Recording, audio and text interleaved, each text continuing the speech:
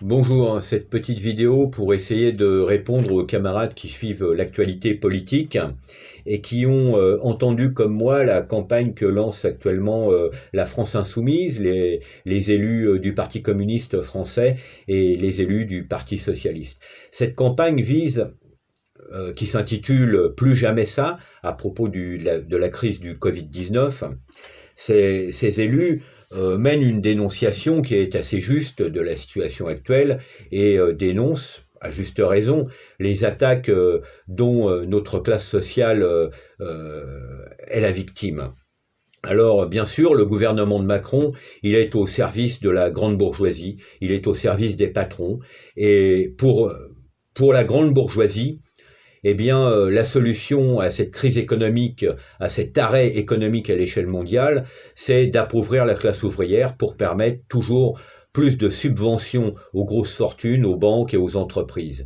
Alors toutes les grosses entreprises réclament des subventions, elles vont les avoir. Elles vont les avoir tant qu'on laissera faire, car entre ceux qui profitent comme les groupes qui ont vendu des respirateurs qui ne fonctionnent pas dans les services de réanimation et ceux qui disent qu'ils vont faire faillite et supprimer des milliers d'emplois, donc ils ont besoin de subventions, le gouvernement va, eux, les subventionner. En attendant, il est vrai que c'est la situation de notre classe sociale est de pire en pire, avec ces travailleurs qui sont en chômage partiel et qui perdent plusieurs centaines d'euros par mois, tous ces travailleurs, tous ces auto-entrepreneurs qui n'ont plus rien pour vivre et car l'emploi qu'ils occupaient ne leur permet pas de toucher d'indemnité de chômage. Alors oui, il y a une grave crise sociale et il y a une menace de licenciement massif dans toutes les entreprises.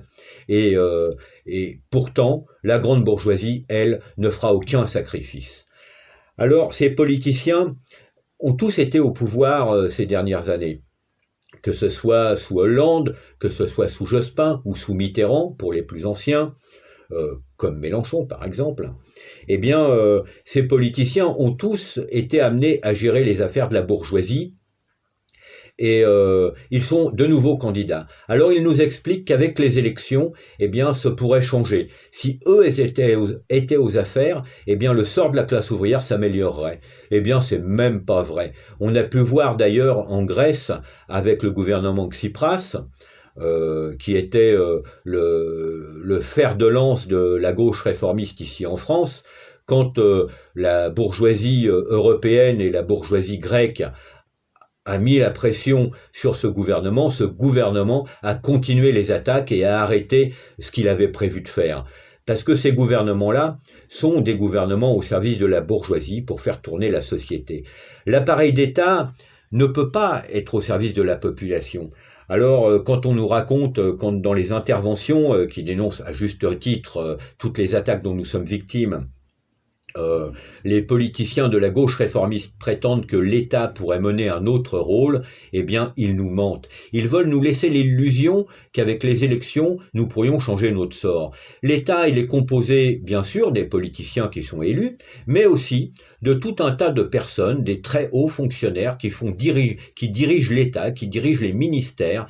Et quand ils dirigent pas les ministères, quand ils quittent leur place de hauts fonctionnaires, c'est pour aller dans les conseils d'administration des banques et de la grande industrie. Alors ce sont des personnes qui sont corps et âme dévouées au grand capital, dévouées aux actionnaires. Et ils ne peuvent pas faire autre chose. L'appareil d'État, il est forcément au service de la classe dominante. Cet appareil d'État, d'ailleurs, on le voit bien dans les manifestations, il a une attitude tout à fait différente selon qu'on fasse partie de l'establishment. On a pu voir que Marine Le Pen a pu aller manifester devant la statue de Jeanne d'Arc. Dans le même temps, des manifestants avec des drapeaux rouges, eux, se faisaient verbaliser, voire ont été mis en garde à vue. Alors l'appareil d'État, eh bien, c'est une bande d'hommes armés qui est là pour faire respecter la propriété privée des moyens de production et des banques. Il faut sauver les banques et tous ces gens-là, on l'a vu On a vu les forces de répression utilisées par l'appareil d'État lors des manifestations des Gilets jaunes, mais avant, lors des manifestations contre la loi travail.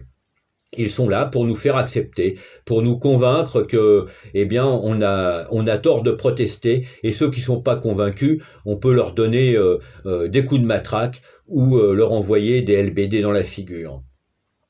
Alors, les politiciens de gauche qui aujourd'hui utilisent cette catastrophe sociale qu'est la crise économique et qu'est le Covid-19, eh bien, ils l'utilisent, ils dénoncent une partie des choses, donc on s'y retrouve tous dans leur dénonciation, c'est juste, mais dans leur perspective, eh ben, c'est les prochaines élections.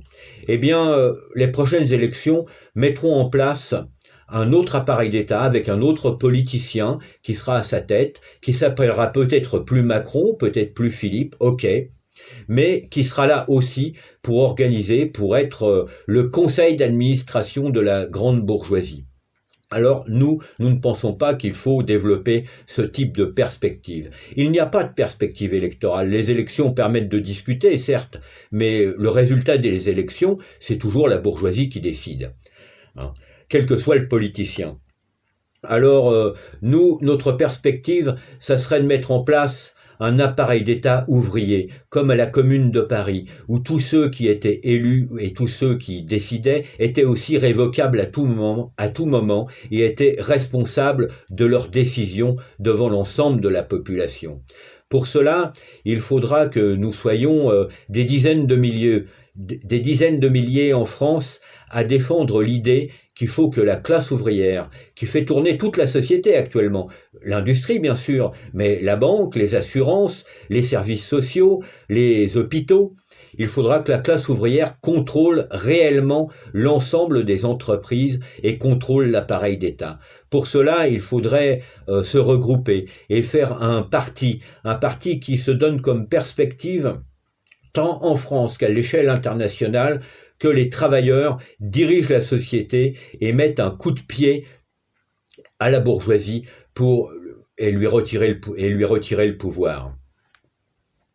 Donc voilà, c'est pas la perspective que les politiciens de la gauche nous donnent. Eh bien nous pensons qu'il faut contester les perspectives réformistes. Il n'y a pas de solution dans le réformisme. La solution actuellement, face à la crise économique, face au désastre que subit la classe ouvrière, eh bien, ce sera la révolution, ça sera la contestation du pouvoir de la bourgeoisie et la contestation de son État.